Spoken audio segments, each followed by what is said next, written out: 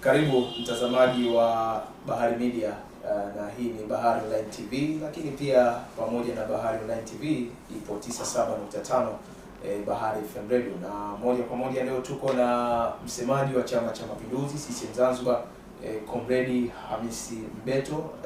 Tarehe 17 ya mwezi wa 3 mwaka 2026, miaka mitano ya kumbukizi ya kifo cha aliyekuwa rais wa Tanzania, na historia inamtaja kwamba ni rais wa kwanza katika historia ya nchi hii kufariki akiwa madarakani. Manake historia inamtambua hivyo, lakini pamoja na mambo mengine alifanya mambo mengi makubwa kwa muda ambao alikaa madarakani, lakini hiyo historia inaendelea kumkumbuka hivyo. Na kwenye historia ya nchi hii anatajwa kwamba ndio kiongozi ambaye alihudumu kwa muda mfupi kweli kweli, lakini akifanya kazi kubwa. Na moja kati ya vitu ambavyo aliwaaminisha Watanzania ni kwamba taifa hili si masikini, lakini zaidi yote kwa yote akitajwa kama bulldozer kutokana na ufanyaji wake kazi. Comrade, ukiwa kijana mdogo sana ulipata bahati ya kuingia kwenye vikao vikubwa vya chama, na huko ulikuwa ukikutana na hayati Magufuli, na wakati huo hakuwa rais, alikuwa tu ni kiongozi akiwa waziri na nafasi nyingine mbalimbali ambazo alishika akiwa mbunge na nafasi nyinginezo. Bila shaka wewe unamfahamu kwa engo hiyo. Hayati Magufuli alikuwa ni kiongozi wa namna gani? Bwana Donald, kama unavyosema kwamba leo ni tarehe ya kumbukizi ya kifo cha aliyekuwa mpendwa wetu, rais wetu, mwenyekiti wetu wa chama, hayati John Pombe Joseph Magufuli. Alifariki kama tarehe ya leo ambayo tuna kumbukizi nayo. Kama ulivyotangulia kusema kwamba mimi Rais Magufuli nimemfahamu kipindi kidogo. Nimemfahamu kabla mimi sikuingia kwenye vikao hivyo walivyosema hapa juu. Nakumbuka mwaka ilikuwa 2008 something like that. Mimi nilipata kuajiriwa na kampuni moja inaitwa Sogea Saturn. Ilikuwa inajenga runway hapa ya International Airport ya hapa Zanzibar, na mimi nilikuwa namsaidia yule project manager kwa sababu alikuwa ni Mfaransa. Nilikuwa kama translators pale. Comrade, Kifaransa kinapanda kidogo sababu nimesoma taasisi pale. Kwa bonjour nimesoma taasisi, unajua kutoka advance unasoma pale taasisi pale. Nilisoma Kifaransa pale.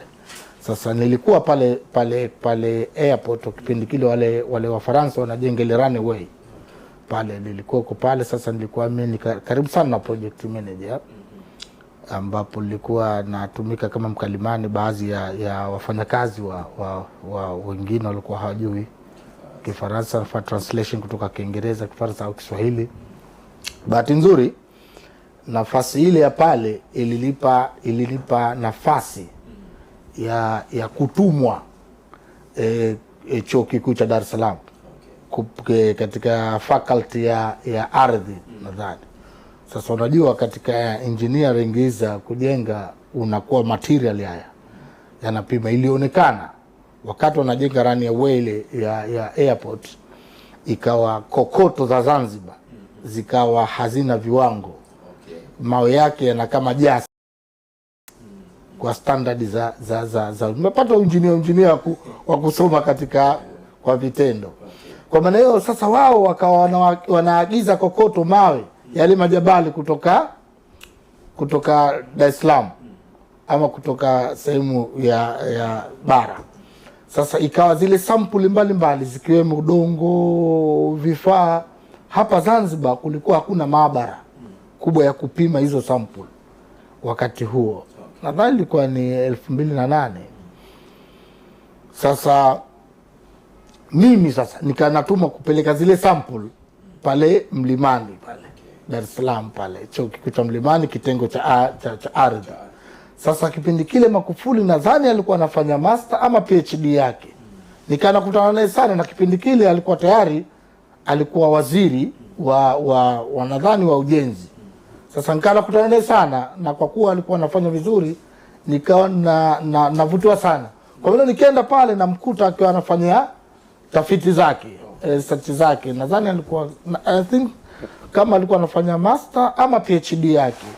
Sasa nikanapata muda mrefu nazungumza naye, na kwa kuwa alikuwa waziri shafahamu, basi na mimi nilikuwa mwanasiasa zamani huko chini, maana mimi nimekuwa balozi wa nyumba 10 miaka chungu mzima.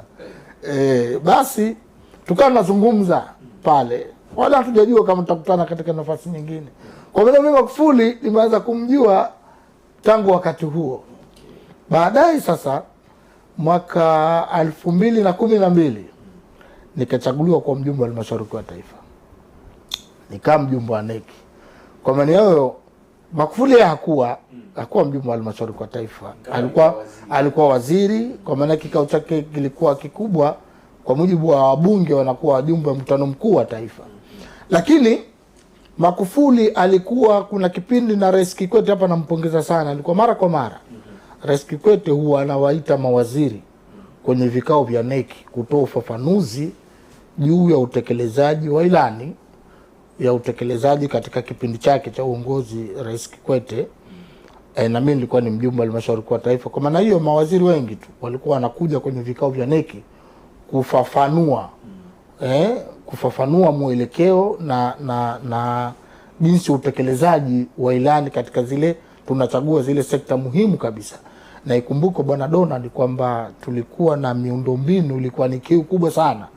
Nchi yetu ni kubwa. Tulikuwa tuna mpango, na mkumbuka Rais Kikwete, kuiunganisha mikoa, wilaya na barabara, mtandao wa barabara wa lami, salami. Kwa maana hiyo Rais hayati Magufuli alikuwa ni waziri wa ujenzi na kipindi kabla hajahamishwa kupeleka uvuvi wapi, maana kazunguka sehemu nyingi tu, sifahamu. Kwa maana alikuwa anakuja akifanya presentation na akitutoa wasiwasi kwamba yale yote ambayo yameelekezwa na Chama cha Mapinduzi, wizara yeye anayosimamia itatekeleza.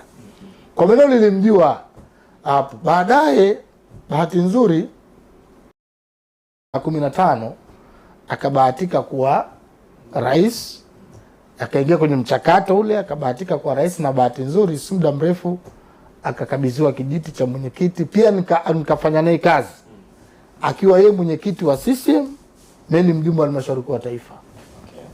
Kwa sababu kipindi chetu tulikuwa tunamaliza 2017 NEC yetu. Kwa maana hiyo pia nimefanya naye kazi akiwa yeye mwenyekiti wa chama, mimi mjumbe wa halmashauri kuu ya taifa, na namfahamu kwa misimamo yake na msimamo na uzalendo wake kwa chama chake, na nadhani ni rais pekee ama ni mwenyekiti pekee alizungumza hadharani kuambia watumishi wa serikali kwamba nyinyi mabosi wenu ni hawa CCM.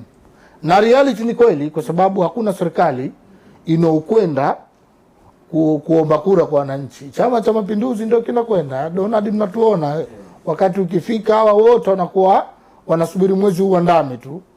Chama cha Mapinduzi pamoja na machinery yake kuanzia chini huko matawini, mabalozi mpaka taifa, tunakuwa hamkani kuitafuta serikali. Na Magufuli akawaambia kwamba bwana, kama wewe hutaki kupokea maelekezo kutoka kwenye CCM, hama. Hii ni serikali ya CCM. Na ilikuja, kuna kipindi tulikuwa tunafanya vikao vingi Ikulu, baadhi wa wadau wakahoji kwa nini, lakini Magufuli akazungumza very straight, na katika kiongozi ambaye msema ambaye ni, unajua Rais Magufuli alikuwa na msimamo. Na hii ndo muhimu sana, kwa sababu yeye alikuwa hana urafiki yako atakuwa, lakini kwenye maslahi ya nchi na uwezo hana hivyo. Wewe umejua, wewe unajua kuna rafiki zake wa karibu tu aliwapa nafasi, walioharibu akaondoa. Hakuwabadilisha wizara kumficha, manake kutaka kumlea. Umeharibu Charles Kitwanga ni ndugu yake hasa kabisa, lakini Magufuli huyu tuko ameshamkata dinamu yake kabisa. Alishinda kura za maoni, akamwambia tulia, kwa maana ya chama chetu mtu fulani ilikuwa right person kwa eneo lile, akamsimamisha. Kwa hiyo Magufuli alivyo ni mtu ambaye unaweza kana rafiki yako, unaweza kana nini, lakini yeye alikuwa anaangalia zaidi performance na uwezo. Sasa hili linatofautiana sana na viongozi wengi tulikuwa nao. Viongozi wengi tulikuwa nao wana muhali. Huyu sijui mtoto wa rafiki yangu, huyu labda mtoto wa ndugu yangu labda, ama huyu labda mtoto wa shoga yangu au nani, ama ana ukaribu na familia yangu, anaweza kampa nafasi, lakini kwa kweli hana uwezo, na Magufuli kwa anaweza anakuweka pembeni. Sasa Magufuli alikuwa hiyo hana aibu, na anakuwa anasema wazi kabisa katika misimamo yake. Kwa maana ukimzungumzia Rais Magufuli, huyo ndo wasifu wake kwa ufupi. Ni mtu ambaye nyeupe anasema nyeupe na nyeusi anasema nyeusi. Lakini tukizungumzia Rais Magufuli kwamba ni rais ambaye alihudumu kwa muda mchache lakini amefanya mambo makubwa sana. Hii haki yake lazima tumpe. Ni rais pekee alitoka hadharani akasema rasilimali za taifa hili lazima ziwanufaishe wa Tanzania. Yeye ndo wa mwanzo kuanza kuhoji migodi. Watu walikuwa wanafanya shamba la bibi tu hapo, madini, nyewe mnakumbuka. Kaanza kuziwa makontena sijua mchanga na nini. Bara kisu watu wakasema tutaingia nini, na baadaye akaja akapiga magoti hapa tukakubaliana. Haiwezekani madini ya nchi yetu kawe mwenye mali yako na 3 sijui 5, alafu kila kitu naachiwa nafanya wageni. Huo si uzalendo na sio urithi ambapo hayati Mwalimu Nyerere alitaka. Kumbuko Donald Nye kama hamjui, Mwalimu Nyerere alihairisha nchi hii kuchimba madini. Si kama alikuwa hajui. Alisema tuwezi kuchimba madini mpaka tupate uelewa mpana na rasilimali hayaozi. Tutadili na kahawa, tutadili na korosho, ufuta, kilimo na vitu vingine. Haya tutabaki nayo mpaka Watanzania watakapokuwa na uelewa mkubwa. Lakini kwenye madini ambazo ndo natural resource tunaita za nchi, Magufuli alisimamia vizuri sana kabisa. Na pale sasa tukaanza kupata ile maduhuli yetu yanostahili, na hili tutamkumbuka sana Rais Magufuli kwa uzalendo wake. Lakini hakuishia hapo tu Rais Magufuli. Akasema taifa la Tanzania haiwezekani Tanzania tukapitwe na nchi kama za Uganda, sijui Burundi, sijui wapi, wana airline zao. Magufuli ndo alarejesha shirika la ndege la taifa, akanunua Dreamliner, akanunua Bombardier, ndege 10 na ngapi sijui. Tukaanza kufungua Wings of Tanzania. Kwa hiyo Magufuli aliwekeza sana katika kuifanya Tanzania kuwa super power katika East Africa and Center. Na aliweza. Nyinyi mnakumbuka. Sasa hivi ndege ambazo Mama Samia kaongeza ndege nyingi, lakini sasa hivi Wings yetu Kilimanjaro inakwenda mpaka China, inakwenda Bombay. Sasa hivi tuna mpango wa kufika kwenda mpaka Oxford Uingereza na kwingine. Yote ni mipango ambayo muasisi wake hayati Magufuli ndo alianza kuhakikisha kwamba lazima Tanzania tunaruka kama taifa, na tunakuwa akishuka kiongozi wetu pale Dude kama alivyokwenda juzi kuwachukua Tanzania pale Dubai. So fahamu linashuka Dude kweli, hii ndo Tanzania.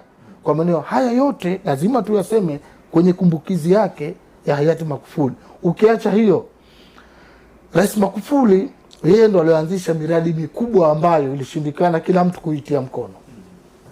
Unapozungumzia hydropower, Mwalimu Nyerere hydropower, mradi ule wa umeme mkubwa kabisa. Hii bwawa la Mwalimu Nyerere. Hii ilikuwa ni ndoto tangu wakati wa Mwalimu Nyerere kwamba unajua ili nchi ipige hatua kwenye uchumi lazima uwe na good infrastructures wanaita. Uwe na miundombinu mizuri, ikiwemo miundombinu ya nishati, kwa sababu unapotaka kufungua viwanda, unapotaka kuwekeza uwekezaji mkubwa, lazima uwekezaji huu uendane na zile wawekezaji mazingira wanayohitaji. Kwa maana tulijua kwamba tunahitaji umeme, na ikumbuke zamani ilikuwa umeme tumepigwa sana kwenye nishati ya umeme. Unakumbuka bwana Donald, tulikuwa na EPA hapa, Richmond, yote haya ilikuwa ni miradi ya umeme. Kwa sababu nchi ilikuwa inaenda kucollapse kwenye umeme. Hii mabwawa yale ya Mtera kule na kule Kinani kule sijui wapi yalikuwa yanakauka. Kwa maana hiyo Rais Magufuli akaja na uamuzi wa kijasiri, ni mradi mkubwa sana.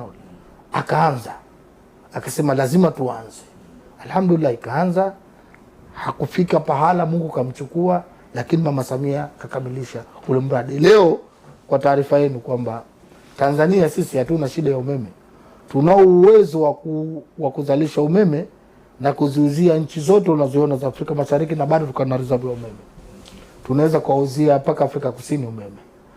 Kinachogomba sasa hivi kwa Tanzania, hatuna ile miundombinu ya kusafirisha umeme ile transmissions, kwa sababu unajenga zile main line kubwa za kusafirisha umeme kupeleka kila pale. Hiyo sasa hivi ndio programu ambayo Rais Samia anaenda nayo baada yeye kukamilisha zile mashine zote 9 kuwaka. Lakini unapomzungumza Magufuli leo, unapofika jiji la Dar es Salaam unaiona imependeza kupitia daraja lile la Tanzanite. Unaliona chuma kile pale. Rais Magufuli. Ilikuwa zamani foleni kubwa. Tunazongana kubwa kutaka unafike pale, lakini sasa alhamdulillah Rais Magufuli ameyafanya. Lakini ukaenda kule Mwanza Kigogo Busisi, daraja lile kubwa ambalo ndo kubwa Afrika Mashariki, alilianza Rais Magufuli. Na hayo yote kuiunganisha nchi, lakini kubwa zaidi SGR ambayo inaika record katika Afrika ni Rais Magufuli. Ndio alisema lazima tuwe na standard gauge ya reli yetu ya kisasa kabisa ambayo inaelekea mpaka kiwa. Na bahati nzuri baada kuondoka yeye, Mama Samia ameendeleza vizuri. Sasa hivi miundombinu juzi nilikuwa sehemu kanda ya Ziwa, niliona ile construction ya madaraja na njia ile, tunaelekea vizuri kupitia Mwanza, na lengo letu tunaiunganisha na bandari hizi za katika maziwa yetu makuu ili kuifanya corridor nzima hii ya Afrika Mashariki na Kati ihudumiwe na bandari za Tanzania. Kwa maana hiyo ukiacha SGR, sofahamu Rais Magufuli yeye katika uongozi wake pia alisimama kwenye jambo moja muhimu sana la kuzimarisha bandari zile, bandari zetu zile za Tanga, Dar es Salaam na Mtwara. Kwa maana yote haya Rais Magufuli ameyafanya katika wakati wake. Lakini pia Rais Magufuli alikuja na mwendo kasi, mabasi ya mwendo kasi.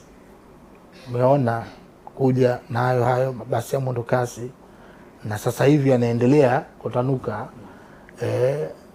Sasa hivi yanafika paka Mbagara, wapi yanakwenda. Kwa maana hiyo Magufuli alitaka kufanya Tanzania ni nchi moja ya kisasa yenye miundombinu ya usafiri na usafirishaji wa kisasa kabisa.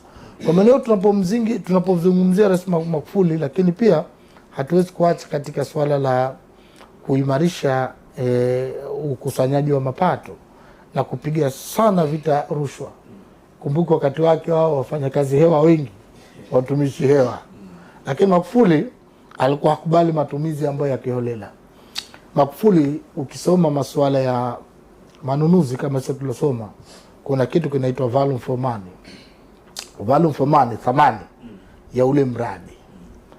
Unajua katika manunuzi nchi yote ama serikali sana inaendeshwa na asilimia takriban 70 na fani ya procures. Aidha itakuwa goods ama itakuwa service ama itakuwa works. Works bwana Donald ndo ujenzi. Kuna kitu kinaitwa BOQ. Ile ndo inachachambua kama unataka kujenga madaraja, nyumba, inakwambia bwana BOQ yako inachachambua itakuwa kuna ardhi umbali gani, nondo aina gani, upana nini. Alafu sasa kuna ile verifications ambazo zinafanywa katika nani impe kazi hizo, aidha kama service kutoa ama kuagiza bidhaa ama kwenye ujenzi. Hiyo ndo pale nyingine hiyo ya manunuzi ambayo sisi tumepita kidogo kusoma hiyo fani. Kwa maana hiyo Magufuli alikuwa anaangalia value for money, thamani ya fedha mradi uliopewa, na kama jengo ama barabara ama daraja. Akienda kwenye ziara yake na alikuwa hapendi uzembe. Lile nilozungumza. Watu wakasema Magufuli anazalisha. Hapana. Unajua hizi nchi za Afrika sometime hizi ukiwa unaonea watu aibu sana, unalea sana, huwezi kwenda. Magufuli alikuwa pale. Amekwenda ziara, kama mradi haujakamilika, pesa zimetolewa, kuna uzembe, kama mkuu wa mkoa, kama waziri, kama rasi, kama mkurugenzi, pale anakuchukulia hatua. Kwa sababu kauli yake mingi walikuwa wanasema kwamba Watanzania hawa miaka mingi wameaminishwa kwamba masikini, na sio masikini. Kwa maana uliwahi kutangulia kusema katika dibaji yako hapa, tunaingia kwenye mazungumzo, kwa sababu ukiangalia resource tulizokuwa nazo Tanzania, hakuna nchi ya Afrika inayotupata.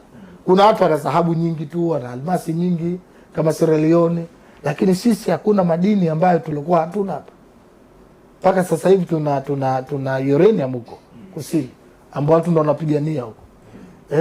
Tuna kila kitu hapa. Shapam. Kwa maana hiyo Magufuli alitaka kuona usimamizi mzuri kwenye hizi natural resources zetu ambazo ziwanufaisha wa Tanzania. Tuna madini mengine hakuna. Tanzanite ilikuwa inavunwa Tanzania. Lakini soko kubwa liko Kenya. Why? Na India. Mzee akapiga ukuta kule Mererani. Na akaeka mifumo na nini. Yote kutaka kuwakalisha. Unajua ukiwa na kitu unique kwako kitunze Donald. Hata katika maisha ya kawaida. Nasikana Donald unajiona wewe wa kawaida, lakini kuna kitu unique Mungu kakupa wewe. Shofahamu. Nasikana wewe ukioni, sisi tukawa tunakiona. Sasa kile kitunze ambapo watu wakufuate wewe. Na Magufuli alisema, shofahamu, Tanzania sio masikini, na wakati wake sasa ndio tukafanikiwa. Tukawa nchi, tukatoka katika nchi za masikini tukawa nchi ya umaskini wa chini, yani kipato cha kati cha chini. Kwa maana hayo yote Magufuli alionyesha njia. Kwa maana hiyo ukimwangalia Rais Magufuli katika resource, na ndio maana nasema mfano hakuna nchi ya Afrika inayopata Tanzania. Tanzania sisi tuna mbuga nyingi za wanyama. Tunasema national parking. Tuna game reserve chungu mzima. Sawa? Na hawa mali kuna watu wanataka vibali vya uwindaji tu wala nini. Kwa maana hiyo anataka kuona haya yote yana boost uchumi wa Tanzania na Watanzania wanaishi vizuri. Kwa maana hiyo tukizungumzia kumbukizi ya maisha ya Rais Magufuli, amehudumu katika taifa letu muda mchache, lakini ile tunasema positive impact, yani athari ilikuwa positive, si negative, imeonekana. Unajua Magufuli alikuwa anafanya vitu visible, si invisible. Sasa hivi ilivyokuwa, lakini Magufuli, mimi nakumbuka Magufuli alikuwa ana malengo makubwa kama mwenyekiti wa chama, kuimarisha institute za chama. Akasema lazima Chama cha Mapinduzi shofahamu kiendane na hadhi. Shofahamu. Akahangaika kutafuta vifaa mbalimbali, lakini hali ya watumishi wa chama akaiboresha sana maslahi ya chama. Lakini akafanya, kuna kumbuka mekanikia, kuangalia miradi ya chama, fedha za chama. Watu walimsema, unajua wengine wana machaka kwenye ya mambo. Lakini alitaka kuona haiwezekani kiongozi wa chama, kiongozi mkubwa wa chama ambacho chini ya serikali unapitwa na mshahara na mkurugenzi tu. Kwa kweli sio haki. Magufuli akisema hapana, kwa sababu hii serikali mnasema nyinyi mnahudumia imetafutwa na hichi chama. Sasa leo yani Magufuli alikuwa anataka kwenda mbali zaidi. Alikuwa anataka hata wajumbe wa halmashauri kwa taifa wawe wanalipwa. Vision yake wawe wanalipwa, si kupoa posho ile la asante, wawe wanalipwa. Watalipwaje? CCM tuna property nyingi sana, si kuchukua pesa serikalini, kutumia property za Chama cha Mapinduzi, kutumia asset. Tuna viwanja kila pahala, lakini ukiangalia nani anamiliki, pesa zinaenda wapi, hakuna mtu anajulikana. Sasa akataka kujua zile rasilimali zote za chama zitumike vizuri, na baadaye wafaidike watendaji na watumishi wa chama. Isiwe iksani tu mpaka neki tena ikimpendeza mwenyekiti ndo bahasha inune akupe, hakuna. Ili ufanye kazi utulie. Na ndio maana akataka kufanya kwamba isiwe mtu ukipelekwa kwenye chama roho yako inanyonga, kwamba bwana wanaenda kuniua kule bwana, mimi nilikuwa kamishna mzima bwana, utani napelekwa kule hamna chochote bwana. Sofahamu. Sasa akataka kuweka mazingira mazuri, sofahamu, ya kimapato. Lengo ni nini? Lengo watumishi wa chama wasije wakayumba, wakanunulika. Leo hii kutokana sisi viongozi wa chama kukosa uaminifu na uadilifu, tumekuwa tunayumba sana, tunanunulika sana. Unapofika wakati wa kufanya maamuzi, utakuta viongozi wote tunapigwa mabahasha tu. Ukiangalia huku menapata nini bwana, nikistaafu huko sina chochote ninachokipata, ndio hapa nimalizie. Lakini sasa unakuja kufanya maamuzi, unakuja kuiathiri sasa chama chenyewe, ama unakuja kumtafuta mtu unamweka pale, baadaye nchi inakuja kuumia. Kwa sababu gani? Magufuli akawa na malengo kufanya sasa chama kiwe mabosi zaidi, kwa maana mabosi utendaji, mabosi pia wa kipato. Shafahamu? Hiyo ndo Magufuli alipokuwa. Kwa maana hiyo tunapozungumzia kumbukizi ya Rais Magufuli na mwenyekiti wa chama chetu, kwa kweli huyu bwana Mungu atamlipa mema yake kwa anaostahili, lakini amefanya kazi kubwa sana, lakini amekuwa ni kiongozi muhimu sana, na alikuwa hana muhali kama nilivyokuambia Donald. Ameshawashughulikia ndugu zake wa karibu tu, seuze rafiki tu, amke au mtoto wa shoga au mtoto wa rafiki au mtoto wa babu wa nani, alikuwa hana hayo. Yeye anaangalia performance na uwezo wa mtu. Alafu Magufuli alikuwa yeye haangalii. Unajua sometime inawezekana Donald wewe una uwezo mzuri, lakini kaamie tu mwenezi sikupendi tu. Sofahamu? Nikasikupendi tu, lakini kila mtu anakiri Donald ana uwezo mkubwa wa kuisimamia Bahari Media. Lakini mimi mwenezi simpendi tu, nikawa nakubania, najifanya sioni uwezo wako. Sofahamu? Lakini mtu anaweza from nowhere hata uwezo hana. Sofahamu? Akapewa nafasi. Magufuli alikuwa hana hayo. Magufuli alikuwa hata kama hakupendi, na mimi najua sitaki kuwasema hapa. Sofahamu? Kulikuwa kuna watu hawendani vizuri na Magufuli, lakini aliwapa nafasi kutokana na uwezo wao. Kwa maana hiyo Magufuli yeye sana alikuwa anaangalia uwezo. Uwezo wa kila mtu katika kupewa jukumu. Halikuwa hana urafiki, halikuwa hana uchawa. Magufuli yeye bwana kuna perform vizuri kazi, na ndio maana sometime alikuwa anatoa watu from nowhere, mnashangaa huyu bwana tukua naye bwana. Sababu kina Kitila Mkumbo wote hao kwenye historia ya Tanzania wanasema hata Kassim Majaliwa ndio nakwambia kuwa kwanza ambaye ametoka naibu waziri, hajawahi kuwa waziri kutoka naibu waziri. Lakini ukiangalia Majaliwa alipokuwa naibu waziri pale Tamsa alikuwa anapiga kazi kubwa. Sofahamu? Kama alivyokuwa wakati wa Jakaya Mzee Pinda alipokuwa waziri wa TAMISEMI. Alideserve. Kwa maana ukimwangalia Magufuli kama ulivyosema hoja, alikuwa sana anaangalia uwezo hata kama uko chini. Na amewapa watu wengi tu, vijana wengi tu wameperform wakawapa, na wameperform vizuri tu, wameonyesha uwezo. Kwa maana hiyo hili pia ni jambo sisi kama tunajifunza kwamba mimi hapa ni mkuu wa idara hii ya uenezi hapa Zanzibar, na vitengo vingi ninavyosimamia. Sawa? Lakini najua kitengo cha makavazi nani ana uwezo mzuri, kitengo cha media kama hichi Bahari nani ana uwezo mzuri, na taasisi nyingine. Safahamu? Tuwape watu nafasi kwa uwezo wao. Si kwa kuwa huyu mimi mwanangu shoga yake au nani rafiki yake au mtu gani, hapana. Magufuli alikuwa hana tabia hiyo. Na ndio hii sasa ndio nidhamu sasa katika kuongoza taifa na katika kuongoza taasisi kubwa kama hii. Kwa maana Magufuli anakuteua leo, kesho anakutumbua. Kama anavyofanya Mama Samia pia. Anakupa nafasi, uperform vizuri, anakuondoa. Kwa maana hiyo Magufuli alikuwa yeye anajipambanua katika kulitumikia taifa hili kwa uadilifu. Lakini la mwisho nimalizie, Magufuli alikuwa mcha Mungu. Alikuwa haigizi ucha Mungu. Unajua kuna watu Waingereza wana neno wanasema wana pretend. Ndio Donald wana pretend kama wana act hivi ucha Mungu, lakini Magufuli bwana alikuwa ni mcha Mungu kwa dini yake, kwa imani yake. Alikuwa kila siku anaamini sana Mungu. Na ndio maana alifanikiwa. Anaamini sana Mungu. Kwa mcha Mungu kweli kweli. Kwa maana tuishie hapa kwamba yule mzee alikuwa ni mcha Mungu, na ndio maana Mungu alimpa mkono wake. Kila jambo alikuwa anafanikiwa. Hata kama pahala tunapoona hapa pagumu, hatuwezi kupenya, basi tumepenya na tumevuka. Comrade, mimi naomba tubaki hapa chamani kwenye moja kati ya kauli zake maarufu Comrade Magufuli alipokabidhiwa chama wakati fulani aliwahi kusema kwamba tunakitoa chama juu kwa watu wachache, tunakirudisha chini kabisa kwa watu wengi. Ndiyo. Ile kauli ilikipa sana nguvu chama. Ndio. Watu wengi walikuwa washatoka wakarudi vijana wakaingia chamani.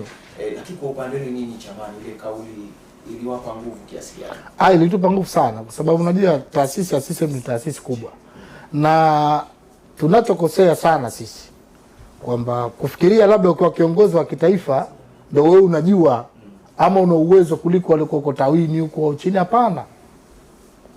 Na mmekupa mfano rais pekee aliyokuwa rais wa Jamhuri ya Muungano hajawahi kuwa mjumbe wa halmashauri kwa taifa na akawa mwenyekiti wa chama ni Rais Magufuli.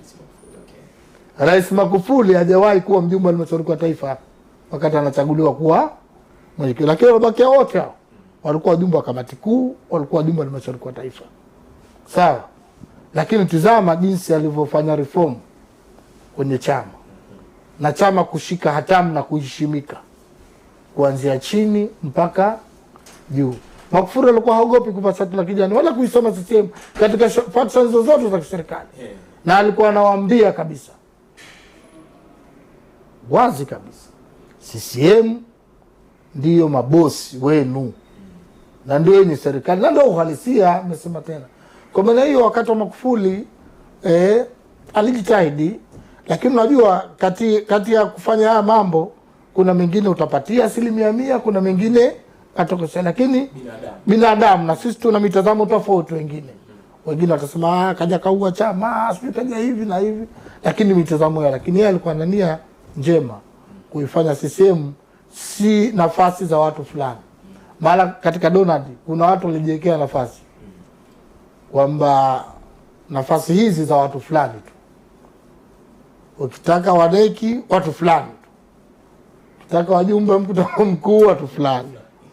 Sasa aliondosha Magufuli akasema hizi ni nafasi za kila mwana CCM ambaye ana uwezo na sifa ambazo anaweza kujaza na baadaye akatumikia vizuri.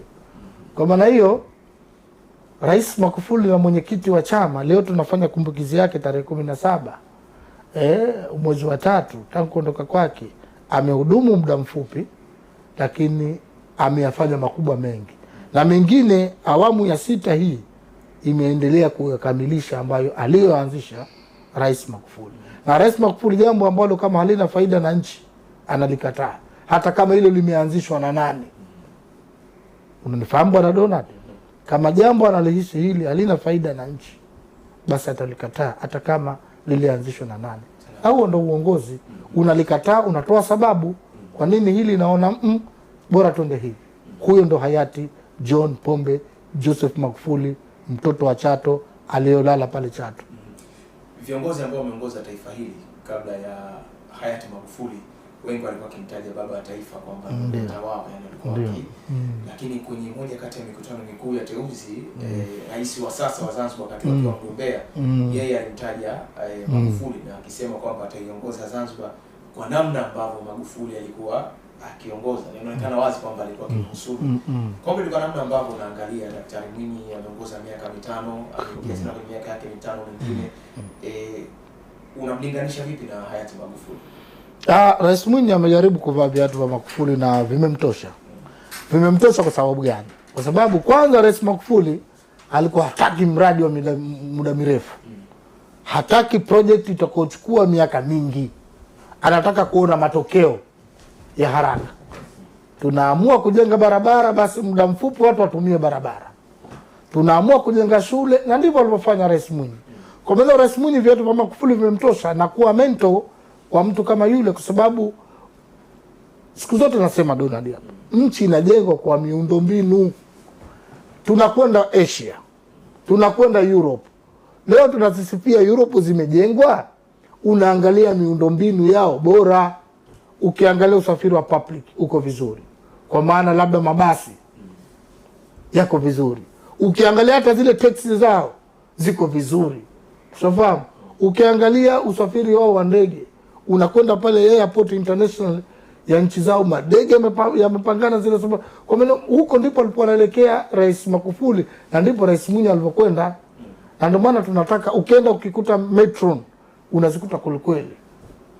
Ukiangalia majengo, nchi inapendeza kwa kujengwa majengo makubwa mazuri na umeona. Lakini nikwambie jingine ambalo hili naamini mimi kama si Magufuli lingechukua miaka mingi kabisa. Nilitaka kulisahau niseme. Yeye ndo aliyosimamia maamuzi yaliyofanywa na baba wa taifa miaka 80 na ya kuhamia Dodoma. na alisema mimi nahamia Dodoma. Sasa huyo mtu abaki yuko Dar es Salaam.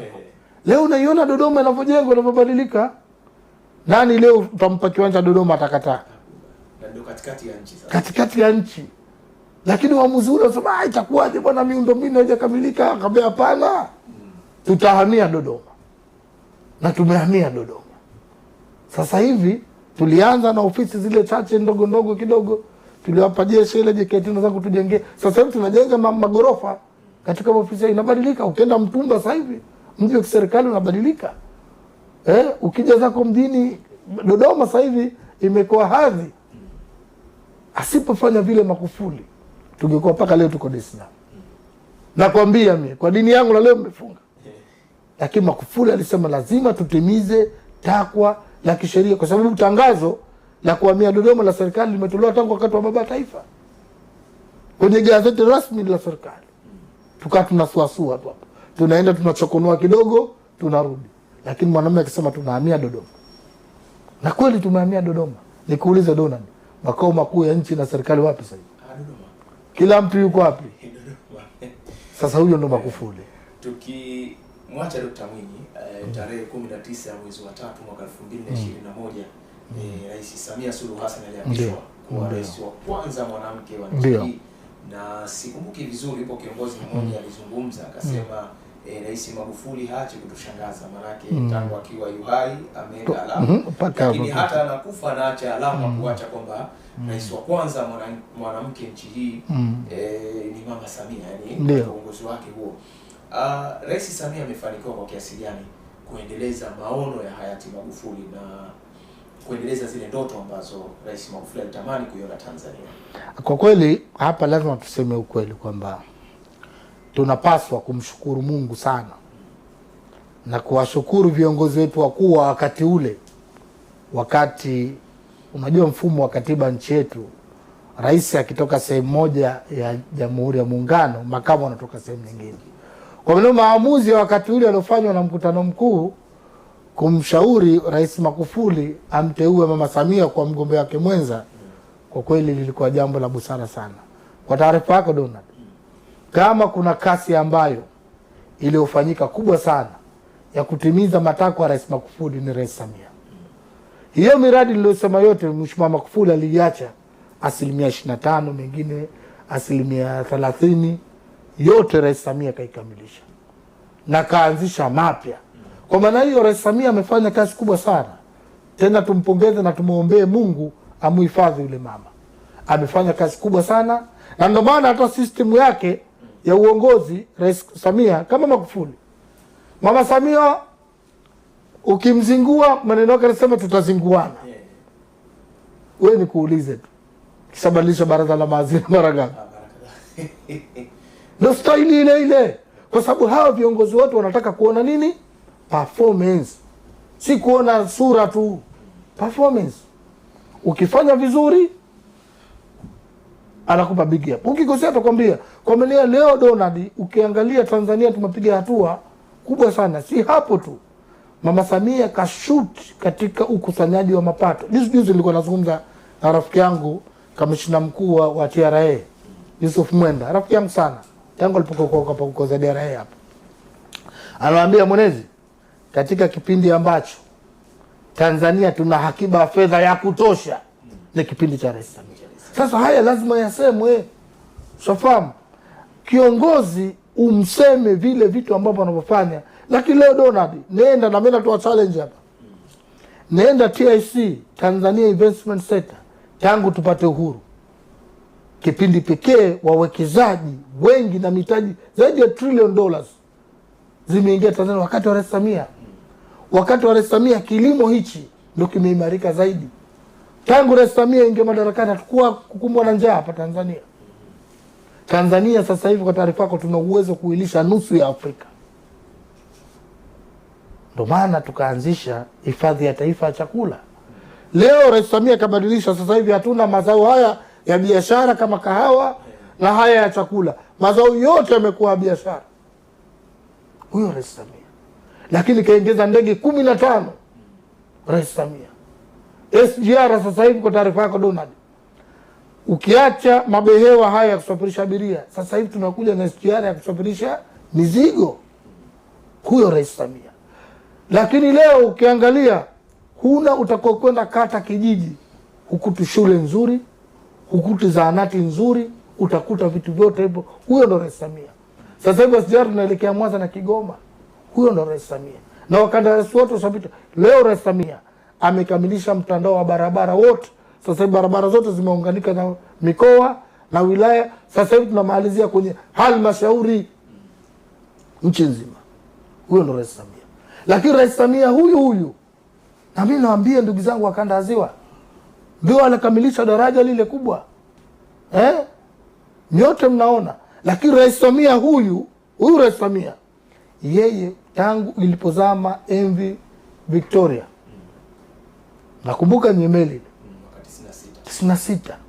Juzi mama chuma kipya. Nadhani kenda kuzindua Mwigulu Nchemba. Meli. Tunataka nini? Nchi imetulia. Ina uchumi mkubwa. Tuna akiba ya kutosha fedha za kigeni kuliko nchi zote za Afrika Mashariki. Huyo ndo Rais Samia. Huyo ndo maslahi yameongezeka ya watumishi wa umma. Sasa nachotaka kusema kwamba huyu Rais Samia ndo alikuwa makamu wa rais, ndio msaidizi namba 1 wa Rais Magufuli. Kwa maana hili na baya sana kutaka kuwatenganisha hawa watu. Ni kitu kimoja. Na wote ni wateule wa CCM. Kwa maana Rais Samia amefanya vitu vikubwa sana, lakini ameiweka nchi yetu kwenye diplomasia kubwa sana. Leo kila mtu anataka kuja Tanzania kuwekeza. Kila mtu anavutiwa na Tanzania. Huyo ndo Rais Samia. Kwa maana hiyo tumempoteza rais wetu kipenzi, lakini Mungu katupa bora zaidi. Unajua kwenye imani ya dini ya Kiislamu, unapofiwa unaambiwa usilalamike. Usitike, omba dua kama Mwenyezi Mungu umemchukua huu, tupe alokuwa mbora zaidi ya huyu. Hata kama unalia usiningunike ukaomboleza. Kwa maana hiyo tumempata aliyekuwa bora zaidi. Leo angalia tunapokwenda. Kwa maana hiyo tunapomzungumzia Rais Magufuli na Rais Samia, kwa kweli wataacha alama kubwa. Mheshimiwa Rais Samia akifika 30 atakuwa ameacha alama kubwa sana. Na mimi nimpongeze sana mwenyekiti wangu wa chama Daktari Samia Suluhu Hassan na Rais wa Jamhuri ya Muungano. Aendelee kutizama performance. Maana Rais Samia muangalie mtu usoni. Kesho tutasikia baraza la mawaziri kapangua. Na ndo kazi ya uongozi. Uongozi kila siku unataka kuona positive result. Kwa maana hiyo Rais Samia amefanya vitu vikubwa na nchi yetu imeendelea kuwa na amani na utulivu, pamoja na majaribio yalotaka kutuchafua kwa uwivu. Baadhi watakemuka, tujalia tumevuka salama na inshallah tutavuka salama kabisa. Kombe, mimi nakushukuru sana. Lakini labda kwa kumalizia, mfano mimi binafsi sasa, ndio utaniambia wewe kwa wewe binafsi, mimi ukiniuliza matukio ambayo nakumbuka hasa Rais Magufuli, nitataja mawili. Ndio alipoapishwa tu, nafikiri siku ya pili bandarini alikwenda bandarini. Ndio. Lakini pia alikwenda hazina kwa wizara ya fedha. Na aliingia ofisi moja baada ya nyingine. Na moja kati ya clip ambazo zinavutia, kuna ofisi moja akakuta mmoja yetu watoto akataka attendance. Akawa anauliza kabisa, hapa yupo nani? Nani? Hapa yuko mbeto. Hapa yupo nani? Na akamhoji na bosi wao. Lakini siku ya 3 baada ya kuwa ameapishwa, alikwenda hospitali ya Muhimbili na akakuta vifaa havifanyi kazi, MRI, wagonjwa wamelala chini. Akasema, kwa nini hospitali za private hizi mashine zipo zinafanya kazi, huko hakuna? Kwa nini serikalini hakuna? Lakini kwa kumalizia zaidi, kuna mgonjwa pale alikuwa hajapatiwa huduma kwa sababu hajalipa. Akasema, nitalipa mimi kwa pesa zangu. Na alilipa. Haya ni mambo ambayo mimi nayakumbuka. Kombe, leo nakumbuka matukio gani ya Magufuli? Magufuli ana matukio mengi tu. Sema hayo sofa, lakini alikuwa na ziara za kushtukiza kwenye taasisi na lengo kuangalia performance. Unajua kwa nini alienda bandarini? Bandari ndio entry point ya nchi. Huwezi kuendesha nchi kama maana pale ndio inapopita collection ya mapato. Hata huku wale unaona wafanya biashara Kariakoo wapi, kodi zile nyingine zina asili yake zinatoka pale bandarini. Usipopita mzigo pale hakuna kitu. Kwa maana alikwenda pale kuhakikisha, lakini alienda kwa mtuza fedha. Tunaita kitaalamu treasures, hazina. Hazina ndiyo roho ya nchi. Nchi inapotaka kufanya kitu inaiuliza hazina. Bwana, emchungulia huko. Kuna nini? Kwa maana haya ni mambo pili. La tatu ni ile swala la afya. Huwezi kuwaongoza wananchi wa afya zao haziko imara. Ndio maana akaenda Muhimbili kuangalia Watanzania hawa walionipa kura mimi wanatibua vipi, na hali aliona baadaye ilibadilika. Kwa maana pia Rais Magufuli alikuwa ana tabia za kushtukiza. Hata alienda BOT, kumbuka, Benki Kuu, wasimamizi wakubwa wa uchumi wa nchi yetu, alikwenda kote huko. Yote alikuwa anataka kuona, TRA kila pale, kutaka kuona jinsi mambo yanavyokwenda. Kwa maana hiyo Rais Magufuli, lakini kikubwa zaidi wa Rais Magufuli alikuwa anapenda sana kukaa na watu. Kama utachunguza na watu akachukua nafasi hiyo, Rais Magufuli bwana, katika mikutano yake alikuwa anaruhusu watu nje ya mfumo. Wengine wanasema ni hatari kwa rais, lakini hapana. Mama anakuja pale hapana, mwacheni mama aje. Ule ndo utu. Unajua kuna vitu unabebwa na utu. Kweli sasa viongozi tuna mambo chungu mzima, lakini sometimes watu hawatupati. Akisikia leo mwenezi atakuja Membe Shauri, atasali msikiti wa Membe Shauri, basi ananivizia pale. Sasa tena pale Donald kaje mtu anataka kunifuata, nyewe mnakuja bwana huna miadi bwana na Rais Magufuli alikuwa anaambia waacheni, njooni. Mama pale walinzi wana nini, wanakama wacheni hapa mama simama. Mama sema. Anasema na pale anatatuliwa matatizo yake. Kwa hiyo Rais Magufuli alikuwa ni mtu wa watu wa kawaida. Alikuwa rais wa kawaida. Sofahamu. Kwa rais watu wa kawaida alikuwa anampenda sana Rais Magufuli. Sisi huko wengine wajuu kwa kuwa alikuwa anatushughulikia, ndio tukawa tuna makando yetu tu, tunamuonesha tu pale kama tunampenda, lakini ndani tulikuwa tunamuombea mabaya. Sofahamu. Lakini kwa watu wananchi wa kawaida walimpenda rais wao. Aliishi kuhakikisha matatizo ya Watanzania yanatatulika, na alikuwa anakerwa na shida za Watanzania. Kuna vitu vingine havihitaji fedha, yanahitaji ni commitment yako tu ulopewa. Watu wanakaa hawana maji, sio hawana nini, rais anahoji, fedha zipo, kila kitu kipo, kwa nini? Lakini Rais Magufuli alikuwa mwadilifu. Unataka nikwambie uadilifu wake katika nini? Alipokuwa waziri wa ujenzi, moja katika eneo liliingia kwenye road reserve, jengo la TANESCO pale Ubungo, kwa utakumbuka, akataka kulivunja, lakini kipindi kile Rais Jakaya akamzuia. Sababu akasema sawa, siku nitakapokuwa rais mie nitaondoka kama nyingine. Alipokuwa rais tu Hadana alitegemea TANESCO pale makao makuu, jengo zuri kama lile. Nilikula mchi. Huyo ndo Magufuli. Kabla mimi nakushukuru sana. Asante sana. Mazungumzo mazuri, na bila shaka vijana wamepata kujifunza kiasi kuhusiana na historia ya Rais Magufuli, na kwa kiasi kikubwa mtazamaji tungeweza kutumia siku nzima kabisa hayati Daktari John Magufuli na alichokizungumza hapa comrade kwenye tabia yake ya hayati Magufuli. Ukitoa kwamba labda alikwenda Muhimbili, lakini alikuwa na hiyo tabia kwenye kila eneo ambalo anakwenda. Mara nyingi peleleza alikuwa anapenda sana kutembelea hospitali. Hata hapa amekuja mara kadhaa Zanzibar, amekwenda mara kadhaa hospitali ya Mnazi Mmoja na maeneo mengineyo. Kuna mchekeshaji mmoja anaitwa Eric Omondi aliwahi kutania, anasema wakati mwingine Magufuli anaweza akaenda hata Kenya akisahau kwamba kule sio rais, kuna pachafu hapa ili kusafisha na nini. Huyo ndo alikuwa Rais Magufuli, na maana hata falsafa yake ilikuwa ni hapa kazi tu, na bahati nzuri mtanguli aliyekuja mrithi wake kwa maana Mama Samia, kazi iendelee.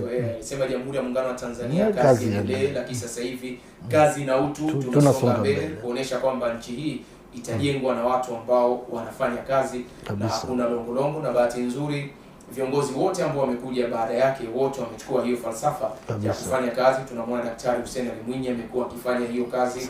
Zanzibar imejengwa kwa kiasi kikubwa, lakini Rais Samia Suluhu Hassan amefanya naye hiyo kazi.